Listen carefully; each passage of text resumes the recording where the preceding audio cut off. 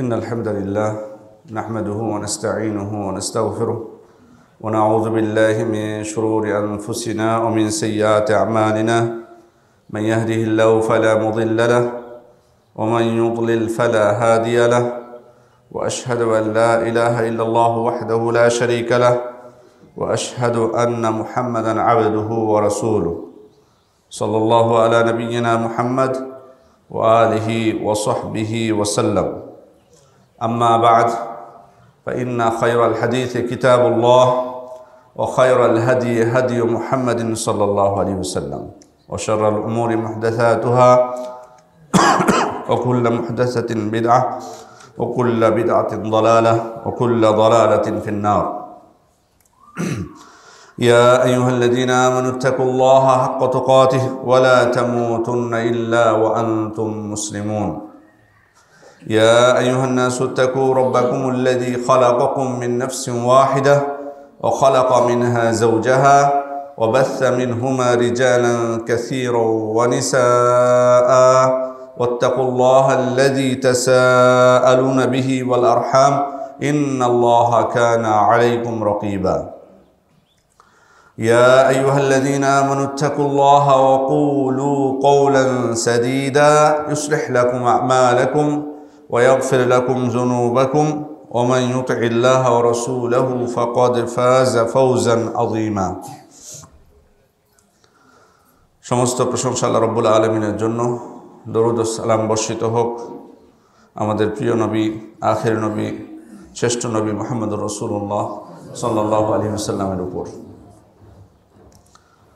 জীবন চলার পথে আমরা মুসলিম সমাজেও অনেক ইসলামী মূল্যবোধ বিরোধী, ইসলামের নীতি বিরোধী বহু বিষয় আমাদের চোখে পড়ে। নারীদের পাতলা টাইট পোশাক পরে রাস্তায় বের হওয়া, যে কোনো সামান্য কারণেই মানুষকে গালিগালাজ করা, অশ্লীল কথাবার্তা বলা, ধার নেওয়ার সময় অনেক অনুনয় বিনয় করে ধার নিলেও পরিশোধের সময় ঋণ দাতাকে ঋণ গ্রহীতার পিছনে ভিক্ষুকের মতো দৌড়ানো, নারী পুরুষের অবাধ মিশ্রণ, এমনকি বিভিন্ন যানবাহনে পুরুষরা নারীদের পাশে এবং নারীদের পুরুষের পাশে নির্দ্বিধায় মাহরাম পুরুষের মতো বসে যাওয়া, নির্জনে বা অনেক সময় পাবলিক প্লেসে নারী পুরুষের একসাথে অবস্থান। এরপরে আজানের সময় মুসলিম দেশে মুয়াজ্জিন যখন আজান দিবে তখন স্বাভাবিক যেখানে সকল মুসলিমের মসজিদে যাওয়ার কথা, তখন সামান্য কিছু মুসলিম ব্যক্তি মসজিদে গেলে অধিকাংশ মানুষ বা একটা বড় একটা অংশ মসজিদের পাশে চায়ের আড্ডায় বা গিবতের আড্ডায় মত্ত থাকা। এ ধরনের নানা অসঙ্গতি আমাদের সমাজের মধ্যে আছে। এগুলোর মৌলিক কারণ যদি আমরা খুঁজতে যাই, সবগুলোর এক কথায় জবাব হবে লজ্জাশীলতার অভাব আমাদের মধ্যে। লজ্জাশীলতা হলো উন্নত চরিত্রের অন্যতম একটা অংশ, বরং উত্তম চরিত্রের মূল চাবি হচ্ছে এই লজ্জাশীলতা। যে কোনো কল্যাণকর কাজে জড়িত থাকা, সংশ্লিষ্ট হয় এবং অকল্যাণ থেকে দূরে রাখতে এই লজ্জাশীলতাই মূলত কাজ করে। এবং এই বৈশিষ্ট্যটি, এটি ঈমানের অন্যতম একটি সৌন্দর্য এবং ইসলামের অন্যতম একটি প্রতীক। এই লজ্জাশীলতার গুরুত্বের অন্যতম একটা দিক হলো, লজ্জাশীলতা হচ্ছে ইসলামের স্বতন্ত্র একটা বৈশিষ্ট্য। আল্লাহ রাসূল সাল্লাল্লাহু আলাইহি ওয়াসাল্লাম বলছেন, ইন্না লিকুল্লি দীনিন খুলুকান ও খুলুকুল ইসলামি আল হায়া। প্রত্যেকটা ধর্মের বা দিনের একটা স্বতন্ত্র বৈশিষ্ট্য থাকে। ইসলামের স্বতন্ত্র বৈশিষ্ট্য হচ্ছে লজ্জাশীলতা। লজ্জাশীলতার গুরুত্বের আরেকটা দিক হলো, এটি আল্লাহ তাআলার একটি সিফাত। আল্লাহ রাসূল সাল্লাল্লাহু আলাইহি ওয়াসাল্লাম বলছেন, ইন্নাল্লাহা হাইয়্যুন কারীম ইস্তাহি ইযা রাফা আর-রাজুলু ইলাইহি ইয়াদাইহি আন ইয়ারুদ্দাহুমা সিফরান খাইবাতাইন। আল্লাহ তাআলা পরম লজ্জাশীল এবং মহান দাতা। বান্দা যখন তার কাছে দুই হাত উত্তোলন করে কোনো কিছু চায়, তখন তাকে শূন্য হাতে নিরাশ করে ফিরিয়ে দিতে আল্লাহ লজ্জা পান। অন্য হাদিসে আল্লাহ রাসূল সাল্লাল্লাহু আলাইহি ওয়াসাল্লাম একদিন তিনজন ব্যক্তির কথা বর্ণনা করছিলেন যারা তার মজলিসে উপস্থিত হয়েছিল। তাদের মধ্যে দ্বিতীয় জনের কথা আল্লাহ রাসূল সাল্লাল্লাহু আলাইহি ওয়াসাল্লাম বললেন, ও আম্মা সানি ফাস্তাহিয়া ফাস্তাহিয়াল্লাহু মিনহু। দ্বিতীয়জন সে আল্লাহ তাআলার বিষয়ে লজ্জা পেল, দ্বিতীয়জন সে আল্লাহ তাআলাকে লজ্জা পেল, ফলে আল্লাহ তাআলাও তার ক্ষেত্রে লজ্জা পেলেন। এই হাদিসগুলো থেকে বোঝা যাচ্ছে যে লজ্জাশীলতা এটা আল্লাহ তাআলার একটি সিফাত। তবে অবশ্যই সৃষ্টির সাথে যখন আমি যে কোনো সিফাতের ক্ষেত্রে সেটা যখন সাব্যস্ত করব সৃষ্টিকর্তার জন্য, তখন সৃষ্টির ক্ষেত্রে যে নিয়ত করব সৃষ্টিকর্তার ক্ষেত্রে একই নিয়ত নয়, বরং তার সত্তার সাথে যেভাবে মানানসই সেভাবে আমাকে সাব্যস্ত করতে হবে। লজ্জাশীলতার গুরুত্বের আরেকটি দিক হলো এটি প্রত্যেকটি নবীর শরীয়তের অন্যতম একটি বিধান। আল্লাহ রাসূল সাল্লাল্লাহু আলাইহি ওয়াসাল্লাম বলছেন, ইন্না মিম্মা আদরাকান নাসু মিন কালামিন নবুওয়াতিল উলা ইযা লাম তাস্তাহি ফাসনা মা শিত। পূর্ববর্তী নবীদের নসিহত থেকে মানুষ যা প্রাপ্ত হয়েছে তার মধ্যে অন্যতম একটি হলো, যদি তোমার লজ্জা না থাকে তাহলে তুমি যা ইচ্ছা তাই করতে পারো। ওলামা ইকরাম এটা দুইটা অর্থ করেছেন। একটা হলো যে কোনো কাজ করতে যে তোমার যদি লজ্জা না হয়, তুমি যদি লজ্জা অনুভব না করো, সে কাজটা করতে কোনো সমস্যা তোমার নেই, এটা একটা অর্থ। আবার আরেকটা অর্থ হচ্ছে এখানে নিন্দা করা হয়েছে, মূলত নিন্দা অর্থে। অর্থাৎ তোমার যদি লজ্জা না থাকে তুমি যা ইচ্ছা তাই করতে পারো, তোমার দ্বারা যা ইচ্ছা তাই করা সম্ভব, কারণ তোমার তো লজ্জা নাই, সে কারণে যা ইচ্ছা তুমি তাই করতে পারো। এখানে মূলত এই কথার মাধ্যমে নিন্দা করা হয়েছে, এবং এটাই কিন্তু আসলে মূলত হাদিসের অর্থ।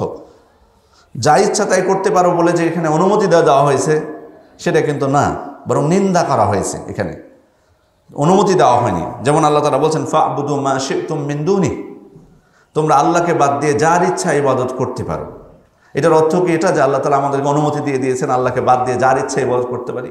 না, বরং এখানে নিন্দা করেছেন। এখানে এই জন্যই বলেছেন, কুল ইন্নাল খাসিরিন আল্লাযিনা খাসিরু আনফুসাহুম ওয়া আহলিহিম ইয়াউমাল কিয়ামাহ, বলে দিন ক্ষতিগ্রস্ত তো তারাই যারা কিয়ামতের দিন নিজেকে এবং পরিবারকে ক্ষতিগ্রস্ত হিসেবে পাবে। আলা যালিকা হুয়াল খুসরানুল মুবিন, আর এটাই হচ্ছে স্পষ্ট ক্ষতিগ্রস্ততা। সম্মানিত উপস্থিতি, লজ্জাশীলতার গুরুত্বের আরেকটি দিক হলো জাহিলি যুগেও এই গুণটি তারা নিজেরা অর্জন করার চেষ্টা করত, বা এই বৈশিষ্ট্যটি তাদের মধ্যে ছিল এবং তারা এটি নিয়ে গর্ব করত। আবু সুফিয়ান যখন রোম সম্রাট হিরাক্লের সাথে সাক্ষাৎ করেছিলেন এবং হিরাক্ল তাকে রাসূল সাল্লাল্লাহু আলাইহি ওয়াসাল্লাম সম্পর্কে অনেক প্রশ্ন করেছিলেন, যে প্রশ্নগুলো করেছিলেন সেগুলো সঠিক জবাব তিনি দিয়েছিলেন, সত্য কথাই দিয়েছিলেন। সত্য কথা বলতে তাকে কোন জিনিসে উদ্বুদ্ধ করেছে সেটার কথা বলতে যে উনি বলছেন, ফাওয়াল্লাহি লাউলাল হায়াউ মিন আন ইয়াতিরু আলাইয়া কাযিবান লাকাযাবতু আনহু, যদি আমার এই লজ্জা না হতো যে আমি মিথ্যা বললে তারা আমাকে মিথ্যাবাদী হিসেবে প্রচার করবে, তাহলে আমি মুহাম্মদ সাল্লাল্লাহু আলাইহি ওয়াসাল্লাম সম্পর্কে মিথ্যা কথাই বলতাম। কিন্তু আমার লজ্জা হয়েছে যে যদি আমি মিথ্যা বলি মুহাম্মদ সাল্লাল্লাহু আলাইহি ওয়াসাল্লাম সম্পর্কে, ওরা হয়তো আমাকে মিথ্যাবাদী বলে প্রচার করবে। তাহলে মিথ্যা বলতে আবু সুফিয়ানকে তখন তিনি ইসলাম কবুল করেননি, লজ্জাশীলতাই মূলত বাধা দিয়েছে। লজ্জাশীলতা মুমিনদের নবীদের অন্যতম একটি বৈশিষ্ট্য, নবীদের অন্যতম বৈশিষ্ট্য। আল্লাহ রাসূল সাল্লাল্লাহু আলাইহি ওয়াসাল্লাম সহিহ বুখারীর বর্ণনা, মুসা আলাইহিস সালাম সম্পর্কে বলছেন, ইন্না মুসা কানা রাজুলান হাইয়্যান সিত্তিরা, মুসা আলাইহিস সালাম তিনি খুবই লজ্জাশীল ব্যক্তি ছিলেন, তিনি তার শরীর ঢেকে রাখতেন।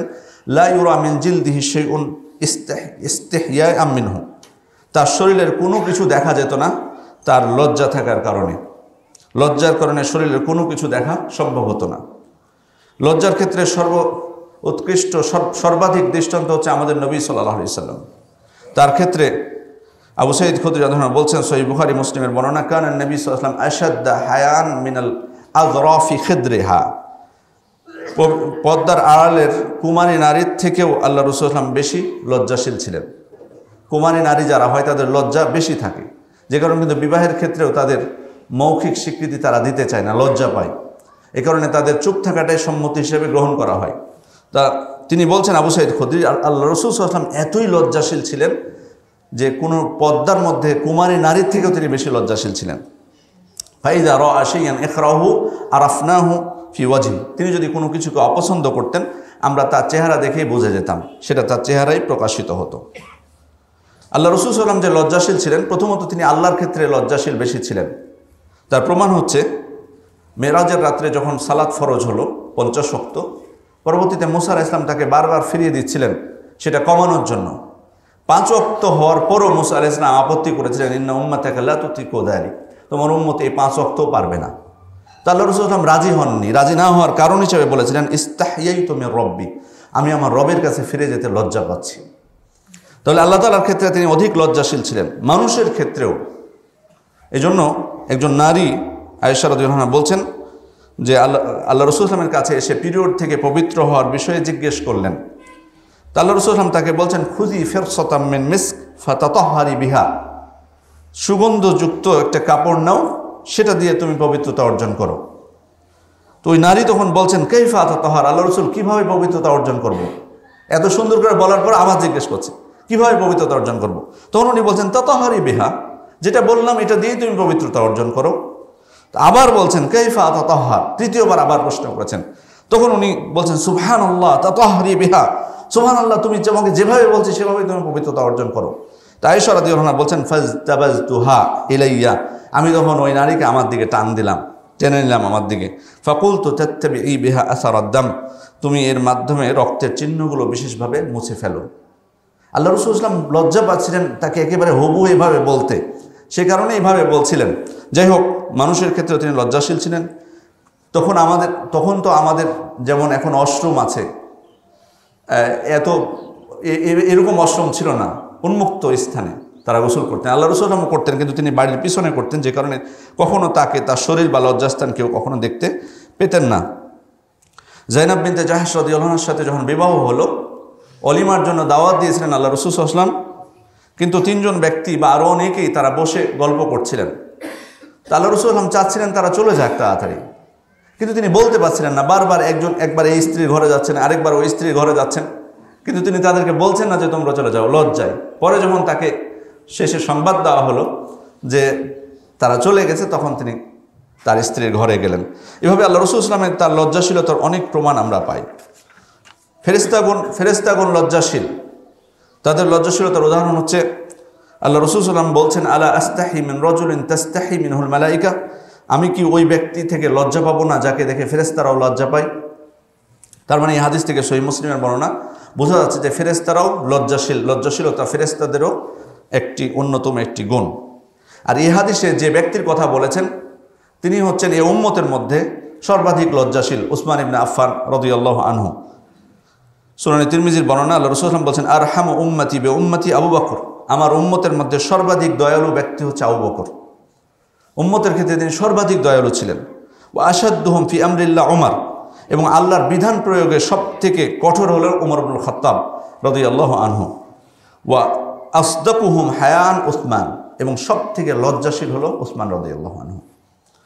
তাহলে এটি সাহাবায়ে কেরামেরও একটি অন্যতম একটি গুণ ছিল। এবং লজ্জাশীলতা ঈমানের একটি অংশ, ঈমানের একটি শাখা। আল্লাহ রাসূল সাল্লাল্লাহু আলাইহি ওয়াসাল্লাম বলছেন, ওয়াল হায়াউ শুবাতুম মিনাল ঈমান, লজ্জাশীলতা হচ্ছে ঈমানের একটি শাখা। সহিহ বুখারী এবং মুসলিমের বর্ণনা, ইবনে উমর রাদিয়াল্লাহু আনহু বলছেন, আল্লাহ রাসূল সাল্লাল্লাহু আলাইহি ওয়াসাল্লাম এক ব্যক্তির নিকট দিয়ে অতিক্রম করছিলেন। তো ওই ব্যক্তি তার ছোট ভাইকে উপদেশ দিচ্ছিল লজ্জা সম্পর্কে। লজ্জা সম্পর্কে বলতে তার ভাই খুব লজ্জা করতেন। তো উনি বলছেন, ইন্নাকা লা তাস্তাহি, তার ছোট ভাইকে বলছেন যে তুমি তো খুবই লজ্জা পাও, এত লজ্জা কেন তোমার? তারপরে এমনকি তিনি বলেন, কদ আদর রাব্বিকা, এটা তোমার ক্ষতি করতেছে, এই যে তুমি এত লজ্জা পাও এটা তোমার ক্ষতি করছে। এটা শুনে আল্লাহ রাসূল সাল্লাল্লাহু আলাইহি ওয়াসাল্লাম তাকে বললেন, দাহু ফাইন্নাল হায়া মিনাল ঈমান, তাকে ছেড়ে দাও, কারণ লজ্জাশীলতা হচ্ছে ঈমানের অংশ। ইবনে উমর রাদিয়াল্লাহু আনহু এই জন্য বলছেন, ইন্নাল ঈমান ওয়াল হায়া কুরিনা জামিআন, ঈমান এবং লজ্জাশীলতাকে একসাথে সংযুক্ত করে দেওয়া হয়েছে। ফাইজা রুফিয়া আহাদুহুমা রুফিয়া আল আখার, একটা যদি চলে যায় আরেকটাও দূরভূত হয়ে যায় তার সাথে। ঈমান এবং লজ্জাশীলতা একসাথে সংযুক্ত আছে। তার মানে আমার যদি ঈমান থাকে লজ্জাশীলতাও থাকবে, আর যদি লজ্জাশীলতা থাকে অবশ্যই আমার ঈমানও থাকবে।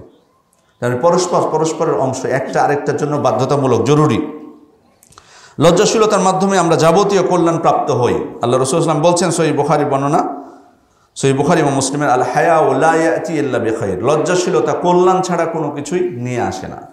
ওয়াল হায়াউ খায়রুন কুল্লুহু, অন্য বর্ণনায় তিনি বলছেন লজ্জাশীলতার পুরোটাই হচ্ছে কল্যাণ। এই লজ্জাশীলতা হচ্ছে মুমিনের অন্যতম একটি সৌন্দর্য।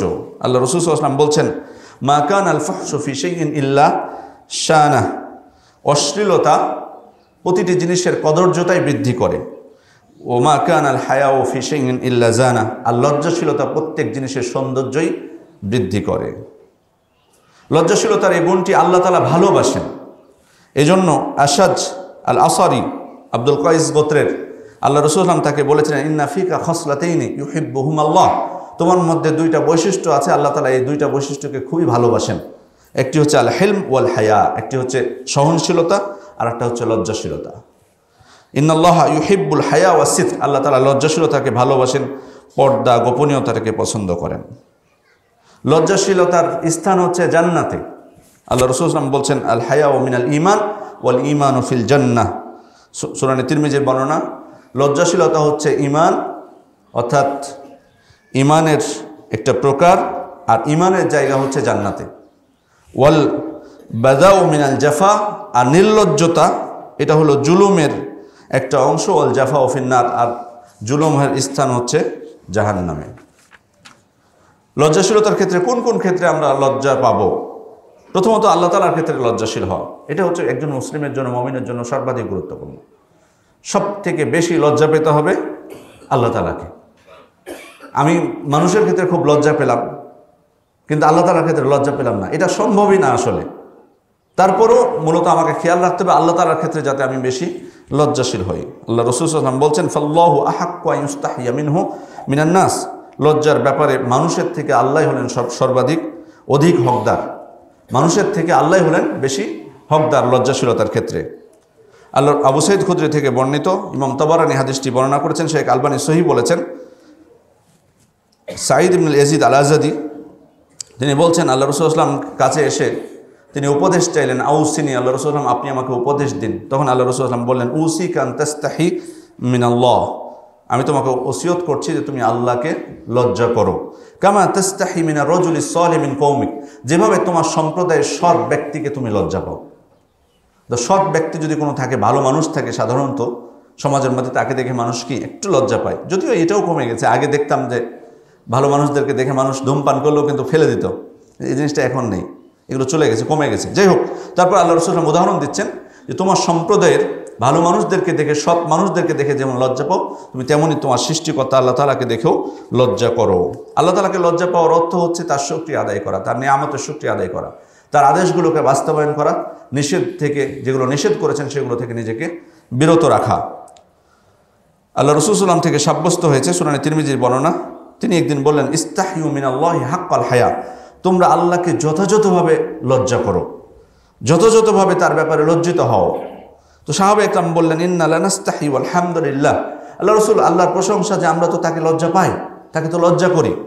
তখন তিনি বলছেন, লাইসা যালিক, তোমরা যেটা বলছো আমি সেটা বোঝাচ্ছি না, ওয়ালাকিন্নাল ইস্তাহিয়া মিনাল্লাহি হাক্কাল হায়া, আল্লাহকে যথাযথভাবে লজ্জা পাওয়া হলো আন তাহফাযার রাসা ওয়া মা ওয়া, তুমি তোমার মাথাকে হেফাজত করবে এবং এর সাথে সংশ্লিষ্ট যে অঙ্গগুলো, মাথার সাথে সংশ্লিষ্ট অঙ্গগুলো মানে জিহ্বা হেফাজত করবে, তোমার চোখকে হেফাজত করবে, তোমার কানকে হেফাজত করবে।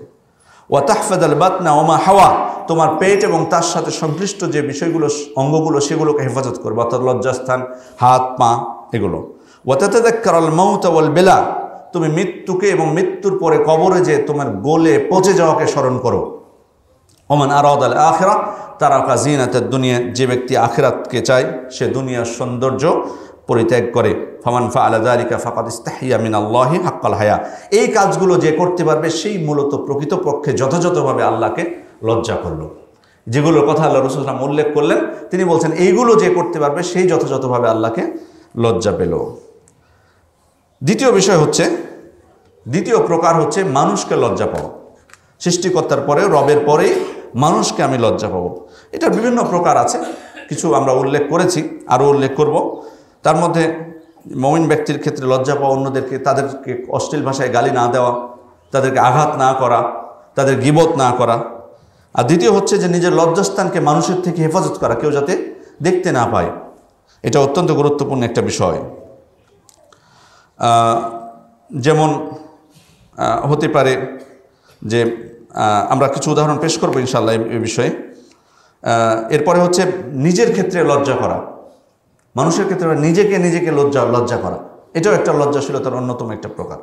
নিজেকে আমি লজ্জা পাবো, আমার ব্যক্তিত্বকে লজ্জা পাওয়া উচিত। এই জন্য সর্বদা চেষ্টা করতে হবে নিজের সুনামটা, নিজের সম্মানটা যাতে ক্ষুণ্ণ না হয়। অবশ্যই আমি মানুষের সুনামের জন্য ভালো কাজ করবে সেটা না, কিন্তু নিজের সুনাম, সম্মান যে আল্লাহ তাআলা আমাকে দিয়েছেন এটা যেন ক্ষুণ্ণ না হয়।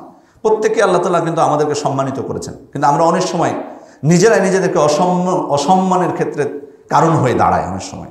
এটা যেন না হয়, বরং বিশেষ করে যারা সমাজের কাছে পরিচিত, যারা মানুষের কল্যাণের কাজ করেন, তাদের আরও বেশি খেয়াল করা দরকার যে কোনোভাবেই তার সম্মানটা, যাতে সুনামটা নষ্ট না হয়। কারণ মানুষ তার কাছ থেকে উপকৃত হচ্ছে, যখন তার সুনাম খ্যাতিটা নষ্ট হবে তখন মানুষ তার কাছ থেকে আর গ্রহণ করবে না, এটাই স্বাভাবিক। এই জন্য আল্লাহ রাসূল সাল্লাল্লাহু আলাইহি ওয়াসাল্লাম কত সচেতন ছিলেন যে তিনি তার কাছে তার স্ত্রী সাক্ষাৎ করতে গেছেন ইতিকাফের সময়, সফিয়া রাদিয়াল্লাহু আনহা। তো তিনি তাকে একটু বাড়ি পর্যন্ত এগিয়ে দেওয়ার জন্য বের হয়েছেন মসজিদ থেকে। তো তখন দুইজন ব্যক্তি তারা কথা বলছিল, আলাপ করছিল। তো আল্লাহ রাসূল তারা আল্লাহ রাসূল সাল্লামকে দেখে চলে যাচ্ছিলেন। তো আল্লাহ রাসূল সাল্লাম তাদেরকে বললেন, আলা রিসলিকুমা, তোমরা ধীরে যাও, শোনো, ইন্নাহা সফিয়া বিনতু হুয়াই, তুমি যাকে দেখছো আমার সাথে তিনি হলেন তোমাদের মা সফিয়া রাদিয়াল্লাহু আনহা। তো ওনারা আশ্চর্য হলেন, বলেন সুবহানাল্লাহ ইয়া রাসূলুল্লাহ, আল্লাহ রাসূল কি বলছেন এটা? মানে তাদের কাছে এটাকে অনেক বড় মনে হলো যে আল্লাহ রাসূল কেন এই কথা বলছে, আমরা কি অন্য কাউকে সন্দেহ করছি নাকি, বা আল্লাহ রাসূলের ব্যাপারে কি আমাদের খারাপ ধারণা নাকি? আল্লাহ রাসূল কেন আপনি এমনটা বলছেন? তখন তিনি বললেন, ইন্না শাইতানা ইয়াবলুগু মিনাল ইনসানি মাবলাগাদ দাম, মানুষের রক্তকণিকার মতো সর্বত্র বিচরণ করে এই শয়তান মানুষের মধ্যে। রক্তকণিকা যেমন আমাদের শরীরের মধ্যে বিচরণ করছে, শয়তানও আমাদের শরীরের সর্বত্র বিচরণ করছে রক্তকণিকার মতো। তিনি বলছেন, ওয়াইন্নী খাশিতু আন ইয়াকযিফা ফি কুলুবিকুম আশিয়ান, আমি ভয় পাচ্ছি যে হয়তো শয়তান তোমাদের অন্তরে কোনো সন্দেহ সৃষ্টি করে দিতে পারে। তিনি চেয়েছেন সন্দেহমুক্ত হয়ে যেতে, যাতে কোনোভাবেই শয়তান মানুষের অন্তরে সন্দেহ সৃষ্টি না করে। এই জন্য আমাদের কোনো ক্ষেত্রে যদি কোনো কাজ অনেক সময় হয়ে যেতে পারে সন্দেহজনক মনে হয়, বা আপনার মনে হয় যে মানুষ হয়তো আমাকে ভুল বুঝতে পারে, আপনি সেটা ক্লিয়ার করে দিবেন। সালাফরা বলতেন, মান আমিলা ফিস সিররি আমালান ইস্তাহি মিনহু ফিল আলানিয়া ফালাইসা লিনাফসিহি ইনদাহু কদর, কেউ যদি গোপনে এমন কোনো কাজ করে যেটা প্রকাশ্যে করতে সে লজ্জা পায়, তাহলে তার নিজের কাছে নিজের কোনো সম্মান নেই।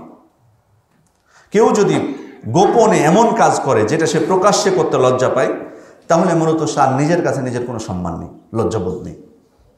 মানে আপনি পাপটা, মানে এটা মূলত পাপ বোঝানো হয়েছে যে আমি পাপটা প্রকাশ্যে করতে লজ্জা পাচ্ছি, কিন্তু গোপনে আবার করতেছি। কেউ যদি এমনটা করে, তার নিজের কাছে নিজের লজ্জা নেই, সে নিজের ক্ষেত্রে লজ্জিত নয়, তার নিজের সম্মান নেই নিজের কাছে। সম্মানিত উপস্থিতি, এরপর আমাদের সমাজের লজ্জাহীনতার কিছু উদাহরণ আমরা জানার চেষ্টা করব ইনশাআল্লাহ। প্রথমত হচ্ছে প্রকাশ্যে পাপ করা, পাপ প্রকাশ করা, এটা লজ্জাহীনতার অন্যতম একটি উদাহরণ। পাপ প্রকাশ করা। সহিহ বুখারী এবং মুসলিমের বর্ণনা, আল্লাহ রাসূল সাল্লাল্লাহু আলাইহি ওয়াসাল্লাম বলছেন, কুল্লু উম্মতি মুআফান ইল্লাল মুজাহিরিন, সকল উম্মতকে মাফ করে দেওয়া হবে তবে পাপ প্রকাশকারী ব্যতীত। ওয়া ইন্না মিনাল মুজাহারা, আর পাপ প্রকাশটা কিভাবে এবার তিনি ব্যাখ্যা দিচ্ছেন আল্লাহ রাসূল সাল্লাল্লাহু আলাইহি ওয়াসাল্লাম। তিনি বলছেন, আইয়া আমালা রাজুলু বিল-লাইলি আমালান, একজন ব্যক্তি রাত্রে কোনো পাপ করলো, সুম্মা ইউসবিহু ওয়া কাদ সাতারাহুল্লাহ, সকাল হলো কিন্তু আল্লাহ তাআলা এটাকে গোপন রাখলেন। রাত্রে পাপ করলো, সকাল হয়ে গেল কিন্তু আল্লাহ তাআলা সেটাকে গোপন করলেন। ফায়াকুল ইয়া ফুলান আমিলতুল বারিহা কাযা ওয়া কাযা, কিন্তু সকাল হওয়ার পর এই ব্যক্তি মানুষকে বলতে শুরু করলো, এই শোনো রাত্রে কিন্তু আমি এই কাজ করেছি আজকে। ওয়াকাদ বাতা ইয়াসতুরুহু রাব্বুহু, অথচ তার রব সেটাকে গোপন করে দিয়েছিলেন, তার রব সেটাকে গোপন করে দিয়েছিলেন তার পাপটাকে, কিন্তু সেই কি করলো, সেই প্রকাশ করতে শুরু করলো। ওয়া ইউসবিহু ইয়াকশিফু সিতরাল্লাহ, কিন্তু সকাল হওয়ার পর সে আল্লাহর দেওয়া পর্দা সে খুলে ফেললো। তাহলে বান্দার যদি কোনো কারণে পাপ হয়েও যায়, তিনি লজ্জিত হবেন আল্লাহ তাআলার ক্ষেত্রে, তার কাছে ক্ষমা প্রার্থনা করবেন। কিন্তু প্রকাশ করাটা মানুষের মধ্যে আসলে এটা আছে অনেক মানুষের মধ্যে, যে পাপ করাটা যেটা তো লজ্জাজনক বিষয়, কিন্তু অনেক সময় এটা গর্বের কারণ হয় অনেকের। দেখবেন এরকম মানুষ আছে সমাজে, পাপ করাটা কি গর্বের কারণ তার। হ্যাঁ, অমুককে আমি এই দিয়েছি, ওই করেছি, অমুকের এটা আত্মসাৎ করেছি, এই কাজ করলাম, ওই কাজ করলাম, প্রকাশ করে অনেকে। দেখবেন পাপটা, কাজটা ভালো না কিন্তু প্রকাশ করতেছে। আল্লাহ রাসূল তাদেরকে বুঝিয়েছেন যে আল্লাহ তাআলা ক্ষমা তারা পাবে না, অন্যরা ক্ষমা পেতে পারে কিন্তু তারা পাবে না ক্ষমা। দ্বিতীয় নাম্বার হচ্ছে স্বামী স্ত্রীর বিষয়গুলো, গোপন বিষয়গুলো বাইরে প্রকাশ করা।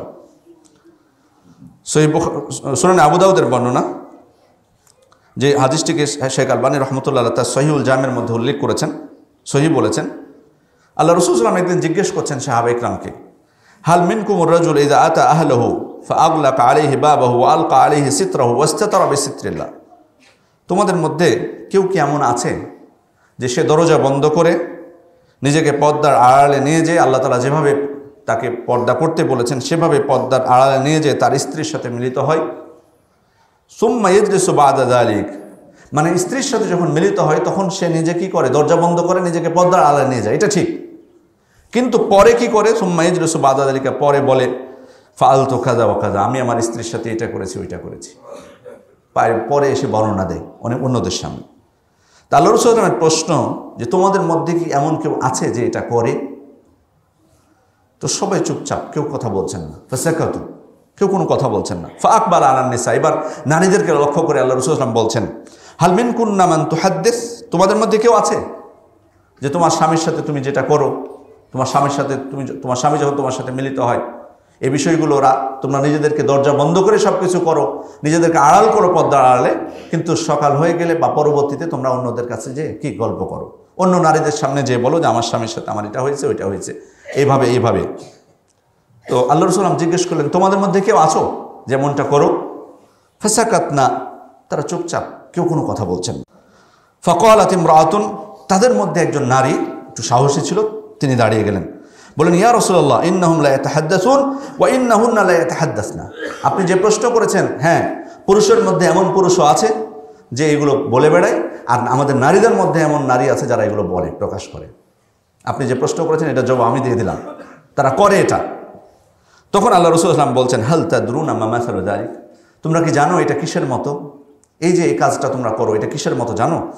কিসেটা? তিনি বলছেন ইন্নামা যালিকা মাসালু শাইতানাতিন লাকিয়াত শাইতানান ফিস সিক্কা, এটার উদাহরণ হলো যে পুরুষ শয়তান নারী শয়তানের সাথে প্রকাশ্যে রাস্তায় মিলিত হয়। ফাকাদা মিনহা হাজাতুহু, তারা তাদের জৈবিক ক্ষুধা মেটায় প্রকাশ্যে রাস্তায়।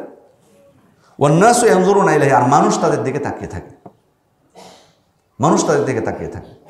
এটা আল্লাহ রাসূল এই চিত্রটাই, এটা বললেন উদাহরণটা, এটা বোঝার চেষ্টা করি যে এটা কতটুকু মানুষ, কোনো খারাপ ব্যক্তি শয়তান, কোনো খারাপ ব্যক্তি কোনো নারীর সাথে প্রকাশ্যে রাস্তায় মিলিত হয়েছে, তাদের জৈবিক চাহিদা মেটাচ্ছে, আর মানুষ তাদের দিকে তাকিয়ে দেখছে। বিষয়টা কেমন হতে পারে, কতটা খারাপ হতে পারে, কতটা বেহায়াপনা হতে পারে এটা।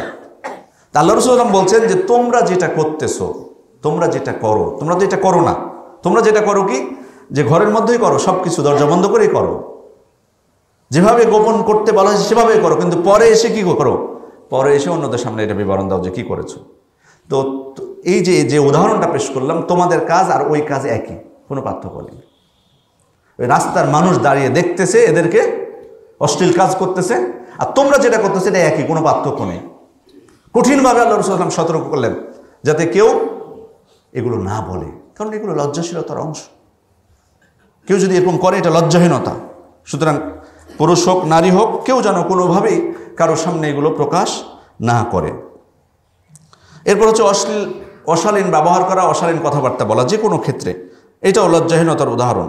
আয়েশা রাদিয়াল্লাহু আনহা বলছেন, অথবা আল্লাহ রাসূল সাল্লাল্লাহু আলাইহি ওয়াসাল্লাম আয়েশা রাদিয়াল্লাহু আনহাকে লক্ষ্য করে বলছেন, সহিহ বুখারী মুসলিমের বর্ণনা, ইয়া আয়েশা ইন্না শাররান নাসি মানজিলাতান ইনদাল্লাহ মান তারাকাহু আও ওয়াদাআহু আন-নাসু ইত্তিকা ফুহশি, আল্লাহ তাআলার নিকট সবথেকে নিকৃষ্ট ব্যক্তি হচ্ছে সে যাকে মানুষ তার অশালীন কথাবার্তা বা ব্যবহারের কারণে তাকে পরিত্যাগ করে, সে আল্লাহ তাআলার নিকট সবথেকে খারাপ। মানুষ যাকে তার অশালীন কথাবার্তা বা ব্যবহারের জন্য পরিত্যাগ করে, আল্লাহ তাআলার নিকট সে সবথেকে কি খারাপ ব্যক্তি, নিকৃষ্ট ব্যক্তি। লজ্জাহীনতার অন্যতম আরেকটা বিষয় হচ্ছে নিজের লজ্জাস্থানকে উন্মুক্ত করা, মানুষের জন্য হেফাজত না করা। এটা তো আমরা জানি, এটার উদাহরণ অনেক। তার মধ্যে একটা শুধু আমি বলি, প্রস্রাব পায়খানা করার সময়, আগে থেকে এটা কমেছে, বাট বিশেষ করে প্রস্রাব করার সময় ঢাকা শহরে বিশেষ করে আপনি দেখতে পাবেন খুব সহজ এই জিনিসটা। মানুষ চিন্তা করে না, যে কোনো জায়গা ফাঁকা পেলে, সুযোগ পেলেই, বিশেষ করে যে জায়গাগুলোতে লেখা থাকে প্রস্রাব করবেন না, ওখানে যেয়ে দেখবেন বেশি করে, ওই জায়গাগুলোকে বেশি বাছাই করে ওখানে। কিন্তু নিজের লজ্জাস্থানকে যে হেফাজত করতে হবে সে চিন্তাটা করে না, কারণ এখানে আপনারা জানেন কত বড় বড় বিল্ডিং আশপাশে, চতুর্দিক থেকে দেখা সম্ভব। এটা হবে কেন? যেখানে পূর্ণ দরজা বন্ধ করে, আমাদের দেশে তো ওই যে প্রস্রাব করার জায়গাগুলো দেখবেন উন্মুক্ত থাকে অনেক সময়, মানে এমনিতেই আলাদাভাবে করা থাকে, কিন্তু বাইরের দেশে গেলে এটাও পাবেন না আপনি। তারা এটাকে দৃষ্টিকটু মনে করে প্রস্রাব করাটাও, যদি আপনার লজ্জাস্থান দেখতে না পান। এরকম হবে কেন? প্রত্যেকটা এমনি টয়লেট করার জন্য যেভাবে বাথরুম ওয়াশরুম তৈরি করা হয়েছে, প্রস্রাবের জায়গাটাও সেভাবে তৈরি থাকবে, কেউ দেখতে পাবে না। যে প্রস্রাব করছে একজন ব্যক্তি, এটাও যেন দেখতে না পায়, এটা হওয়া উচিত। সেখানে আপনাকে ওইটা বাদ দিয়ে আপনি প্রকাশ্যে ফাঁকা মাঠে রাস্তাঘাটে, সমস্যার কথা। অন্য দেশে গেলে তো পারবেন না এটা করতে, তখন ধৈর্য ধারণ করবেন কিভাবে? অথবা ব্যবস্থা নেওয়া দরকার, দায়িত্বশীল যারা তাদের ব্যবস্থা নেওয়া দরকার। হয়তো পাবলিক টয়লেটের অভাব আছে বা নির্দিষ্ট জায়গার অভাব আছে, সেজন্য এমনটা ঘটতেছে। দায়িত্বশীলদের ভূমিকা পালন করা দরকার। যারা মেয়র হয় তারা করে কি? মেয়রদের কাজই তো হলো এগুলো, কারণ উন্নয়নের জন্য তো আরও অন্য দায়িত্বশীল আছে। মেয়রদের কাজই তো হলো যে পরিষ্কার পরিচ্ছন্ন রাখা শহরকে। তারা করে কি? ব্যবস্থা গ্রহণ করে না কেন, বা মানুষকে শাস্তির সম্মুখীন করে না কেন? সম্মানিত উপস্থিতি, যাই হোক, যে কথা বলছিলাম, এটাও একটা লজ্জাহীনতার একটা উদাহরণ। লজ্জাহীনতার উদাহরণ যে কোনো জায়গায় প্রস্রাব পায়খানা। আল্লাহ রাসূল বলছে ইত্তাকুল্লাহ আনাইন, তোমরা অভিশপ্ত দুইটা বিষয় থেকে নিজেদেরকে রক্ষা করো। ওমান লা আনান ইয়া রাসূলুল্লাহ, আল্লাহ রাসূল সাল্লাল্লাহু আলাইহি ওয়াসাল্লামকে জিজ্ঞেস করছেন যে অভিশপ্ত বা লানতকারী দুইটা বিষয় কি? আল্লাহ রাসূল বলে আল্লাযী তাখাল্লা ফি তারিকিন নাস আও ফি যিল্লিহিম, অর্থাৎ যারা মানুষের চলাচলের রাস্তায় অথবা ছায়ায় প্রস্রাব পায়খানা করে, তারা হচ্ছে আল্লাহ তাআলার পক্ষ থেকে অভিশপ্ত। সুতরাং যারা এই কাজটা করেন, আশা করি এখানে যারা আছেন তারা এটা করেন না, কিন্তু কারো যদি এই অভ্যাস থেকে থাকে এটা পরিত্যাগ করবেন। এটা মালউন। আপনি লজ্জাহীনতা তো অবশ্যই আছে, আপনি আল্লাহ তাআলার পক্ষ থেকে লানতপ্রাপ্ত, প্রকাশ্যে যদি রাস্তায়, মানুষের রাস্তায় যদি প্রস্রাব পায়খানা করেন। এরপরে লজ্জাহীনতার টাইট পোশাক পরে বের হওয়া, নারী পুরুষের সাদৃশ্য অবলম্বন করা, পুরুষরা নারীদের সাদৃশ্য অবলম্বন করা, এটাও লজ্জাহীনতার একটা চিত্র, এটা উদাহরণ। পুরুষরা নারীদের সাদৃশ্য অবলম্বন করবে অথবা নারীরা পুরুষদের সাদৃশ্য অবলম্বন করবে, এটা হারাম করে দেওয়া হয়েছে। এটা হারাম, এটা জায়েজ নেই আমাদের জন্য। কিন্তু এরকম ভরি ভরি উদাহরণ আমাদের চোখের সামনে আমরা পাবো। বিভিন্নভাবে পরস্পরকে অনুসরণ করছে। আর পোশাক আশাকের ক্ষেত্রে তো দেখতে পাবেন, আপনি দেখলে লজ্জা পাবেন। আপনি যদি দেখি, আমাদেরই লজ্জা লাগে দেখে, কিছু পোশাক দেখে নিজেদেরই লজ্জা লাগে। তো কিন্তু ওরা লজ্জা পায় না মনে হয়। লজ্জা পেলে কেনই বা পড়বে? কেন ফুটা ফুটা হয়ে থাকা পোশাক পরবে? ওই যে ফাঁকা ছেড়ে রাখে, মানে আপনি যদি আরও 100 বছর আগের মানুষরা যদি এটা দেখতো, মনে করতো দরিদ্রতার কারণে মনে হয় এই পোশাক পরেছে। কিন্তু আমরা তো জানি যে কেন পরতেছে সেটা। তারা কিন্তু দেখলে, কিন্তু হঠাৎ করে দেখলে সেটাই ভাবতো। হয়তো দান করতে যাবে, হয়তো তাকে থামিয়ে, হয়তো বাবা তোমার প্যান্টটা পরেছো, এত জায়গা ছেঁড়া, তোমার মনে হয় সাহায্যের প্রয়োজন। এগুলো দেখলে আমাদেরই তো লজ্জা লাগে, লজ্জায় তাকাতে পারি না। আপনারা কিভাবে পড়েন? একটা তো মানে লজ্জাহীনতারও তো একটা সীমা থাকা দরকার। লজ্জাহীনতারও কিন্তু একটা সীমা থাকা দরকার। মানুষ যদি এতই লজ্জাহীন হয়, সেই সীমাও অতিক্রম করেছে। লজ্জাশীলতার সীমা তো দরকার, লজ্জাহীনতার সীমাকে অতিক্রম করছে। পোশাক শুধু পরলে তো হবে না, পোশাক হতে হবে সম্পূর্ণ, যাতে সম্পূর্ণ শরীরটা ফিতনা মুক্ত থাকা যায়। যেমন আল্লাহ রাসূল সাল্লাল্লাহু আলাইহি ওয়াসাল্লাম আমাদের সমাজে কিন্তু আছে, আমাদের বোনদের ক্ষেত্রে বিশেষভাবে সতর্ক করব। পোশাক পরতেছে, পোশাক পরে লাভ কি? বোরখা পরতেছে, বোরখা, কিন্তু সব কিছু স্পষ্ট বোঝা যাচ্ছে। আল্লাহ রাসূল সাল্লাল্লাহু আলাইহি ওয়াসাল্লাম কিন্তু সতর্ক করেছেন, সিনফান মিন আহলিন নার লাম আরাহুমা, জাহান্নামীদের দুইটা শ্রেণী আছে, এখনো আমি তাদেরকে দেখিনি। মানে আমার যুগে তারা আসেনি, আসবে পরে। তার মধ্যে এক প্রকার হচ্ছে নিসাউন কাসিয়াত আরিয়াত, ওই নারী যে পোশাক পরবে কিন্তু আসলে সে উলঙ্গ, পোশাক পরার পরও উলঙ্গ। আর মুমিলাত মাইলাত, সে অন্যকে তার দিকে আকৃষ্ট করে, নিজেও অন্যর প্রতি আকৃষ্টা। রুউসুহুন্না কাসনিমাতিল বুখতিল মাইলা, তাদের মাথার চুলগুলো হচ্ছে হেলে পড়া উটের কুজের মতো। লা ইয়াদখুলনাল জান্নাহ ওয়া লা ইয়াজিদনা রিহা, তারা জান্নাতে প্রবেশ করতে পারবে না, জান্নাতের সুগন্ধি পাবে না। জান্নাতে প্রবেশ তো দূরের কথা, জান্নাতের সুগন্ধি পাবে না। অথচ জান্নাতের সুগন্ধি 70,000 পথের দূরত্ব থেকে পাওয়া যায়, অথচ তারা জান্নাতের সুগন্ধিও পাবে না। সুগন্ধি মেখে বের হওয়া, এরপর আরও যে বিষয়গুলো আছে সেগুলো হয়তো, এটা অন্য বিষয়। মূলত হচ্ছে লজ্জাশীলতা। এরপরে পিতামাতার অবাধ্য হওয়া, এটাও লজ্জাহীনতার একটা অন্তর্ভুক্ত। যে পিতামাতা কষ্ট করে আমাকে মানুষ করেছে, যে মা কষ্টের পর কষ্ট ধারণ করে আমাকে প্রতিপালন করেছে, তাদের অবাধ্য হওয়া। যারা নিজেদের সব কিছুকে ত্যাগ স্বীকার করেছে আমার জন্য, তাদের অবাধ্য হওয়া, এটাও লজ্জাহীনতার অন্যতম একটা বিষয়। বড়দেরকে সম্মান না করা, আল্লাহ রাসূল সাল্লাল্লাহু আলাইহি ওয়াসাল্লাম বলছেন, শুনান আবু দাউদের হাদিস, ইন্না মিন ইজলালিল্লাহ ইকরামা যিশ শাইবাতিল মুসলিম, বৃদ্ধ মুসলিমকে সম্মান করা আল্লাহ তাআলার প্রতি সম্মান প্রদর্শনের অন্তর্ভুক্ত। বৃদ্ধ মুসলিম ব্যক্তিকে সম্মান করা আল্লাহ তাআলার প্রতি সম্মান প্রদর্শনেরই অন্তর্ভুক্ত। সম্মানিত উপস্থিতি, লজ্জাহীনতার উদাহরণ দেখলাম, এবার লজ্জাশীলতার কিছু উদাহরণ আমাদের জানা দরকার। লজ্জাশীলতার উদাহরণ পবিত্র কোরআনে আল্লাহ তাআলা যেমন দুইজন নারীর উদাহরণ দিয়েছেন, বা একজন নারীর উদাহরণ, মুসা আলাইহিস সালাম যখন মাদিয়ানে গেলেন, তখন দেখতে পেয়েছিলেন দুইজন নারীকে। কোন কোন বর্ণনা অনুযায়ী তারা নবী শুআয়ব আলাইহিস সালামের দুই কন্যা ছিল।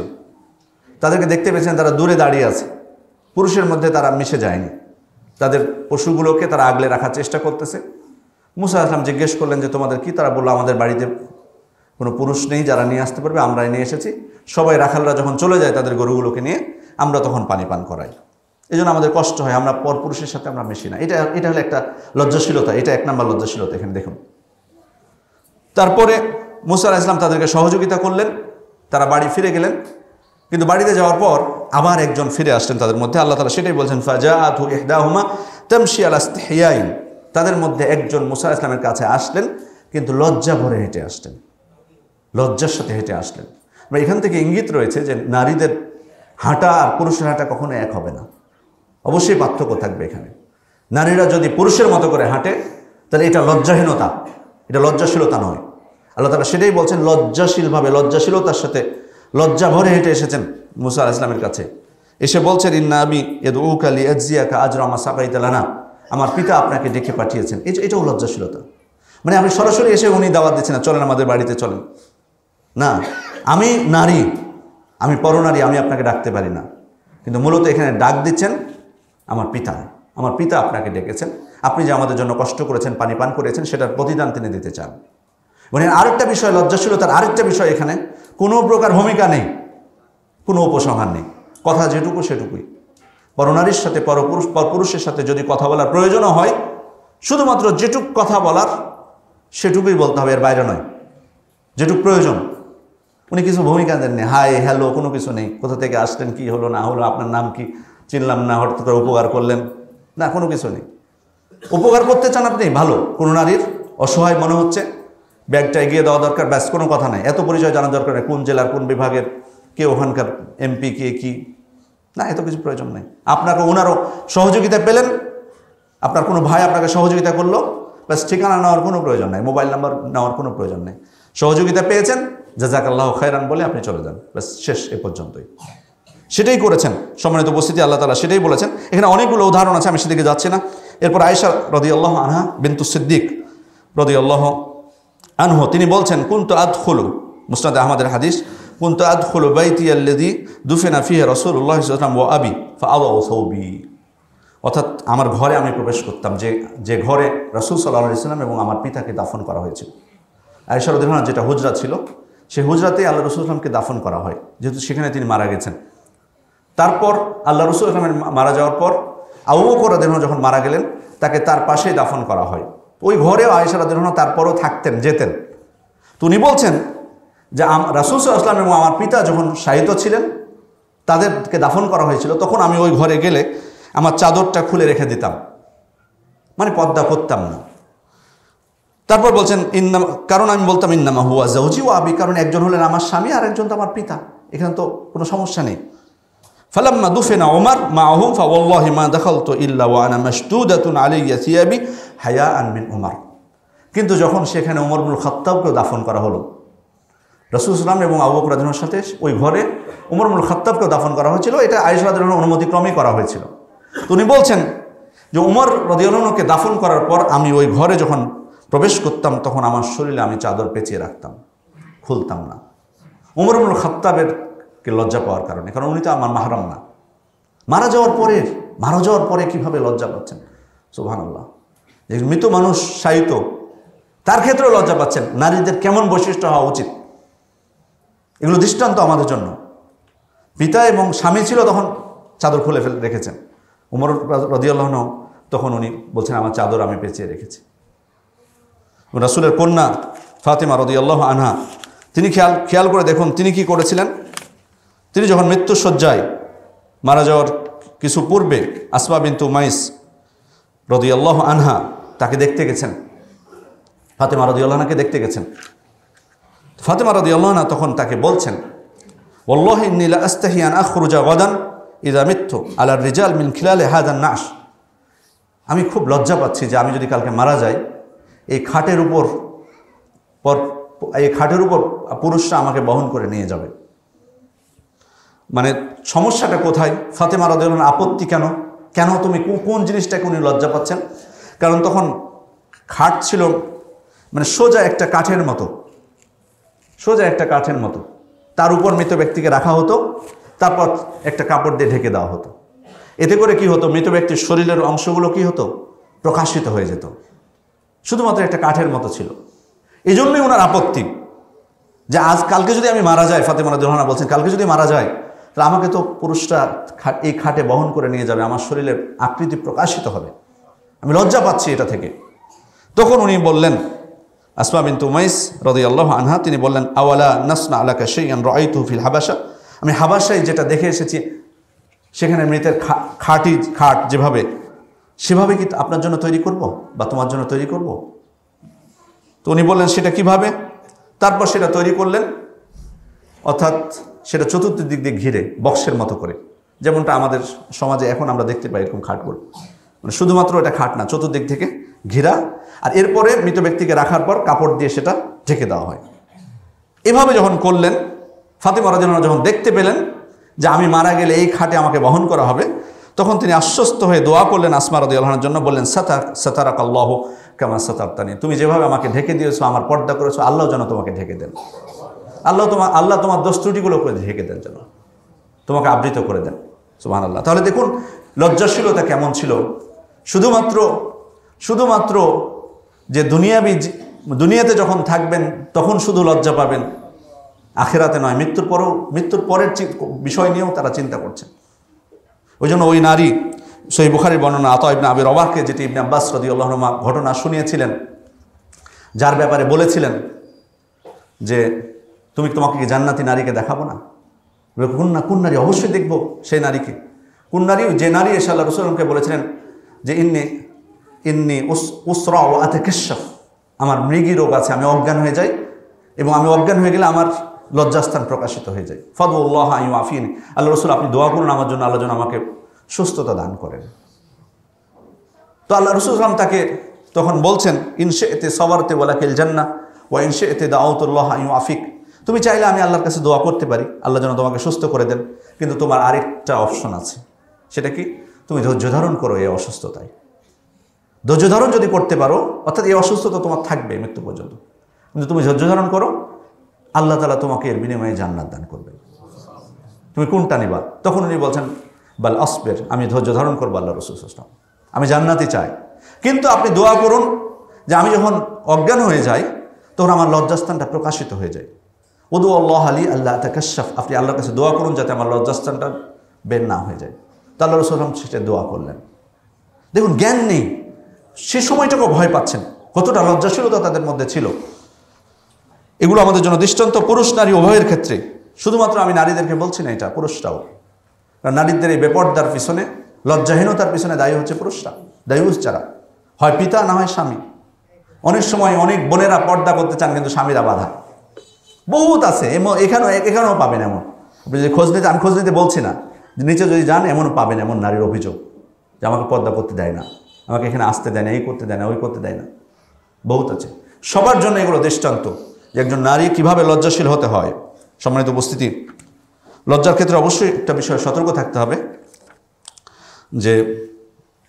যে লজ্জাশীলতার কারণে মানুষের হক নষ্ট হয়, সেটা আবার গ্রহণযোগ্য নয়। অতিরিক্ত লজ্জার কারণে আমি মানুষকে হক কথা বলতে পারছি না, এটা যেন না হয়। অবশ্যই সৎ কাজের আদেশ, অন্যায় থেকে নিষেধ, এটা আমার সর্বাত্মক আমার সাধ্য অনুযায়ী আমি করব। কেউ অন্যায় করতেছে, আমার সাধ্য আছে তাকে বাধা দেওয়া, কিন্তু আমি দিচ্ছি না লজ্জার কারণে, তাহলে এই লজ্জা কিন্তু গ্রহণযোগ্য নয়। আবার অতিরিক্ত লজ্জার কারণে আপনার স্ত্রীর কাছে আপনি যেতে পারছেন না, তার হক নষ্ট হচ্ছে, এই লজ্জাও গ্রহণযোগ্য নয়।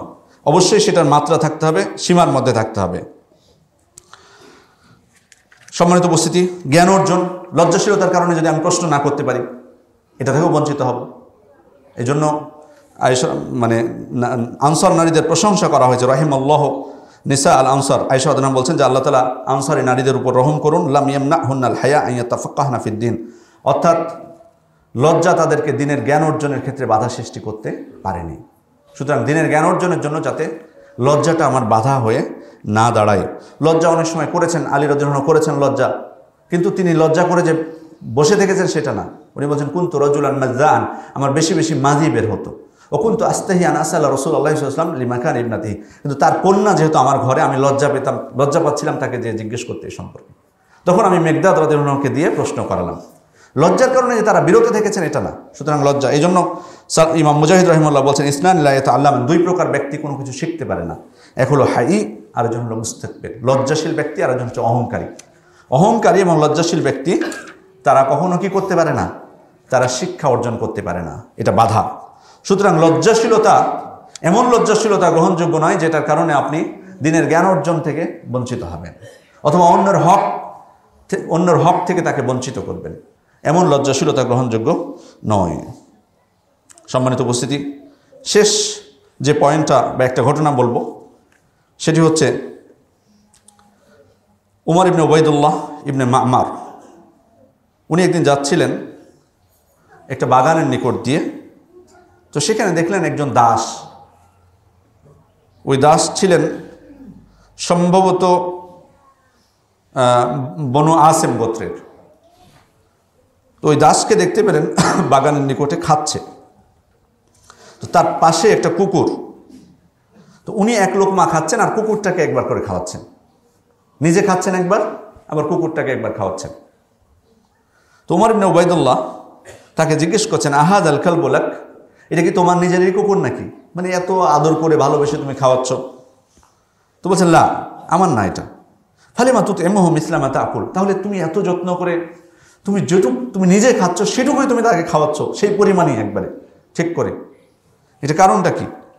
তো উনি বলছে, ইন্নী আস্তাহি মিন যী আইনাইনি তানজুরু ইলাইয়া ওয়া আনা মুস্তাবিদ মিন মাকুল মিন দুনিহি, আমি এটা লজ্জা পাই যে কোনো দুই চক্ষুওয়ালা আমি খাবো আর কোনো দুই চক্ষুওয়ালা আমার দিকে তাকিয়ে থাকবে আর আমি তাকে কিছুই দেবো না, এটাতে আমি খুব লজ্জা পাই। তো কুকুরটা যেহেতু তার দুই চোখ আছে, দেখতে পাচ্ছে যে আমি খাচ্ছি, আমার লজ্জা হয়েছে যে আমি একাই খাবো, তাকে দিব না। এই জন্য আমি যেটুকু খাচ্ছি, আমি যে পরিমাণ খাচ্ছি তা সেই পরিমাণই তাকে খাওয়াচ্ছি। তো খুব ভালো লেগেছে ওনার এই কথাটা, উমর ইবনে উবাইদুল্লাহর খুব ভালো লেগেছে। তখন উনি বনু আসেম গোত্রের কাছে চলে গেছেন, যাদের ছিলেন উনি দাস, যে বলছেন যে আমি এই দাসকে ক্রয় করতে চাই এবং এই বাগানটা যেটা, সেই বাগানটাও ক্রয় করতে চাই। তারপর ওই দাসকে তিনি ক্রয় করলেন। তারপর এসে তাকে বললেন, লাকাদ ইশতারাইতুকা ওয়া আ'তাতুকা লিওয়াজহিল্লাহ, আমি তোমাকে ক্রয় করেছি এবং আমি আল্লাহর জন্য তোমাকে মুক্ত করে দিলাম, স্বাধীন করে দিলাম তোমাকে। তখন উনি বলছেন, আলহামদুলিল্লাহি ওয়াহদা ওয়া লিমান আ'তাকানি বা'দা, আমি আল্লাহর প্রশংসা করছি আগে, অতঃপর প্রশংসা করছি যিনি আমাকে মুক্ত করে দিলেন, শুকরিয়া আদায় করলেন তার। তারপর ইনি বলছেন, ওয়াহাদাল বুস্তানু লাক, এই বাগানটাও তোমার জন্য আমি ক্রয় করেছি, মানে শুধু তোমাকে ক্রয় করে আমি তোমাকে স্বাধীন করে দিলাম এটা না, এই বাগানটাও তোমার জন্য আমি ক্রয় করেছি। তখন উনি সাথে সাথে বলছেন, আশহাদুকা আন্নাহু ওয়াকফুন আলা ফুকারাইল মাদিনা, তখন তিনি উমর ইবনে উবাইদুল্লাহকে বলছেন, আমি আপনাকে সাক্ষী রেখে বলছি এই বাগানটা আমি মদিনার অসচ্ছল ব্যক্তিদের জন্য অফ করে দিলাম। তখন উনি বলছেন, ওই হাক তাফআলু হাযা মা হাজাতিক, তোমার প্রয়োজনের জন্য আমি তোমাকে দিলাম এই বাগানটা, আর যখনই শুনলা যে আমি তোমাকে দিয়ে দিলাম আর সাথে সাথে তুমি সমস্ত মদিনার দরিদ্র মানুষের জন্য অফ করে দিলা, অথচ তোমার প্রয়োজন আছে তো, এটা তো তোমারই প্রয়োজন, তোমার তো কিছুই নেই। তখন উনি বলছেন, ইন্নী আস্তাহি মিনাল্লাহ আন ইয়াজুদা লি বিশাইইন ফাআফখালু বিহি আলা খালকি, আমি আল্লাহ তাআলাকে খুবই লজ্জা পাই যে তিনি আমাকে কোনো কিছু দান করবেন আর আমি সে বিষয়ে তার সৃষ্টির উপরে আমি এই বিষয়ে আমি কৃপণতা করব। আল্লাহ তাআলা আমাকে কিছু দান করবেন আর তার সৃষ্টির ক্ষেত্রে ওই বিষয়ে আমি কৃপণতা করবো, এই বিষয়ে আমি তার ক্ষেত্রে খুব লজ্জা পাই আমি। তো তিনি যেহেতু আমার এই বাগানটার ব্যবস্থা করে দিয়েছেন, সুতরাং তার সৃষ্টির ক্ষেত্রে যারা অসচ্ছল দরিদ্র তাদের ব্যাপারে বখিলতা করতে আমি চাইনি, এটা আমি লজ্জা পাচ্ছি আল্লাহ তাআলার ক্ষেত্রে, এই জন্য আমি সবার জন্য অফ করে দিয়েছি। এই ধরনের অসংখ্য দৃষ্টান্ত আছে আমাদের সামনে। আল্লাহ তাআলার কাছে দোয়া করি আল্লাহ যেন আমাদেরকে প্রকৃত লজ্জাশীল হওয়ার তৌফিক দান করেন। আমিন। বারাকাল্লাহু লানা ওয়া লাকুম ফিল কুরআনিল মাজিদ ওয়া নাফা'নি ওয়া ইয়্যাকুম বিমা ফিহি ওয়া বিসুন্নাতিল মুস্তামিন আলাইহি ওয়া যিকরিল হাকীম। আকুলু মা তাসমাউন ওয়া আস্তাগফিরু লি ওয়া লাকুম ওয়া লিজামিল মুসলিমিনা মিন কুল্লি যামবিন ফাস্তাগফিরুহু ওয়া তুবু ইলাইহি ইন্নাহু হুয়াত তাওয়াবুর রহিম।